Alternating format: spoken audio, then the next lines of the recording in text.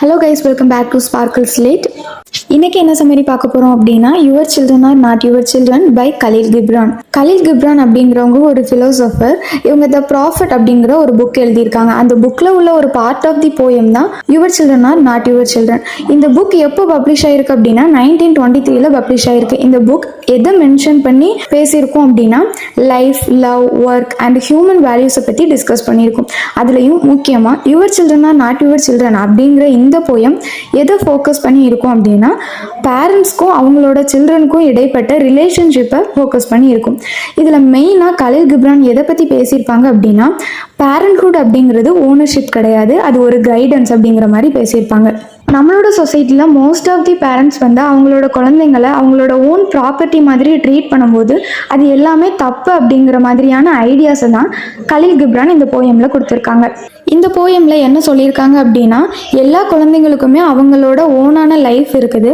Parents வந்து அவங்க வளர்கிறதுக்கு ஹெல்ப் பண்ணணுமே தவிர அவங்கள கண்ட்ரோல் பண்ணக்கூடாது அப்படிங்கிற ஒரு ஐடியாவை சொல்லியிருக்காங்க. இந்த போயம் எப்படி ஸ்டார்ட் ஆகுது அப்படின்னா, ஒரு அம்மா இருக்கிறாங்க. அவங்க வந்து அல் முஸ்தஃபா அப்படிங்கிற ஒரு ப்ராஃபிட் கிட்ட நிற்கிறாங்க. அவங்களோட குழந்தைய கையில் வச்சுட்டு நிற்கிறாங்க.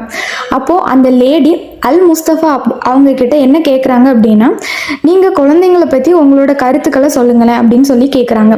அதுக்கு அல் முஸ்தஃபா என்ன சொல்கிறாங்க அப்படின்னா, குழந்தைங்க எப்போவுமே அவங்களோட பேரண்ட்ஸுக்கு சொந்தம் கிடையாது. என்னதான் பேரண்ட்ஸ் அவங்களுக்கு பர்த் கொடுத்துருந்தாலுமே அவங்க வந்து பேரண்ட்ஸோட ஓன் ப்ராப்பர்ட்டி கிடையாது அப்படிங்கிற மாதிரி தான் இந்த போயம் வந்து ஸ்டார்ட் பண்ணுறாங்க.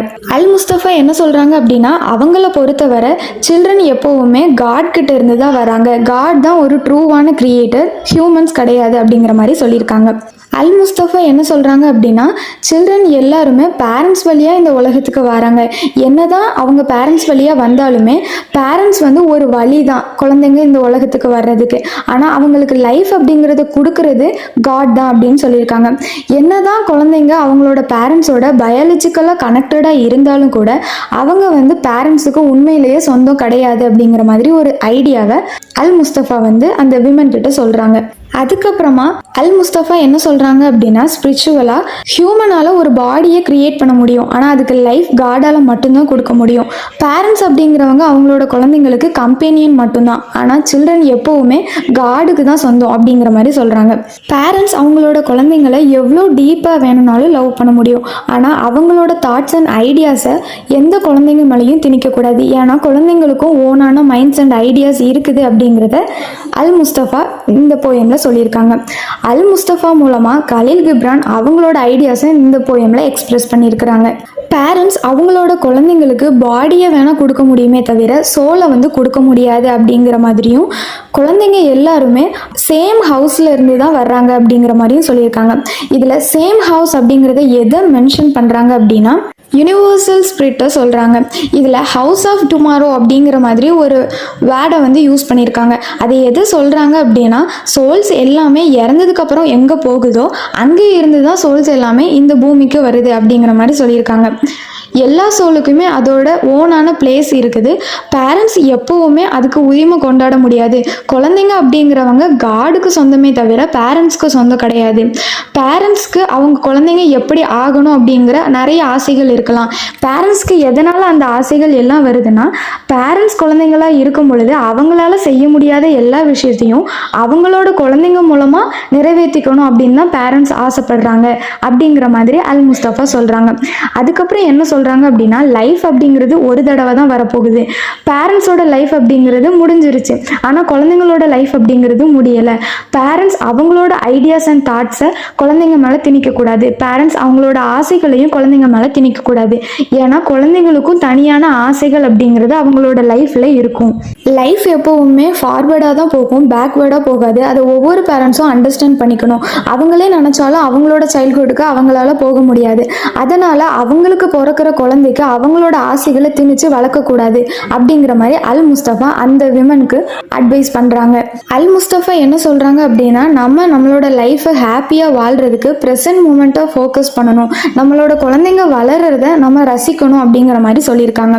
அதுக்கப்புறமா என்ன சொல்கிறாங்க அப்படின்னா காட் வந்து பேரண்ட்ஸை எதுக்காக யூஸ் பண்ணியிருக்காங்க அப்படின்னா குழந்தைங்களை இந்த உலகத்துக்கு கொண்டு வர்றதுக்காக தான் யூஸ் பண்ணியிருக்காங்க.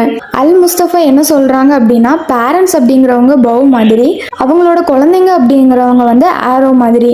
பேரண்ட்ஸை இந்த உலகத்துக்கு குழந்தைங்களை கொண்டு வர்றதுக்காக தான் காட் யூஸ் பண்ணியிருக்காங்க. இந்த குழந்தைங்க அதாவது ஆரோவும் சரி பேரண்ட்ஸான பவும் சரி ரெண்டு பேரும் ஈச் அதர் ஒன்றா ஒர்க் பண்ணால் மட்டும்தான் அந்த ஆரோ அப்படிங்கிறது ஸ்ட்ரைட்டான இடத்துக்கு போகும். அந்த ஸ்ட்ரைட்டான இடத்துக்கு போகிறதுக்கு ஃபோர்ஸாக யார் இருக்க போகிறான்னா கடவுள் வந்து இருக்க போகிறாங்க அப்படிங்கிற மாதிரி அல் முஸ்தபா சொல்லியிருக்காங்க. பேரண்ட்ஸ் அப்படிங்கிறவங்க எப்போவுமே ஃப்ளெக்சிபிளாகவும் சப்போர்ட்டிவாகவும் இருக்கணும். அப்போ தான் அவங்களோட குழந்தைங்க நல்லா வளர முடியும், மனசளவுலையும் சரி ஃபிசிக்கலாகவும் சரி அப்படிங்கிற மாதிரி சொல்லியிருக்காங்க. பேரண்ட்ஸ் அவங்களோட ஐடியாவில் ஸ்டபானாக இருந்தாங்க அப்படின்னா குழந்தைங்களால் வளர முடியாது அப்படிங்கிற ஒரு ஐடியாவையும் அல் முஸ்தபா அந்த மதர் கிட்ட சொல்கிறாங்க. போ ஆரோ அதாவது பேரண்ட்ஸ் அண்ட் குழந்தை ரெண்டையுமே காட் வந்து ஹேண்டில் பண்ணும்போது நம்ம உடஞ்சிருவோமோ அப்படிங்கிற மாதிரி எந்த விதமான ஃபியரும் அவங்களுக்கு இருக்க தேவையில்லை. ஏன்னா காட் வந்து எல்லாத்தையுமே பார்த்துப்பாங்க.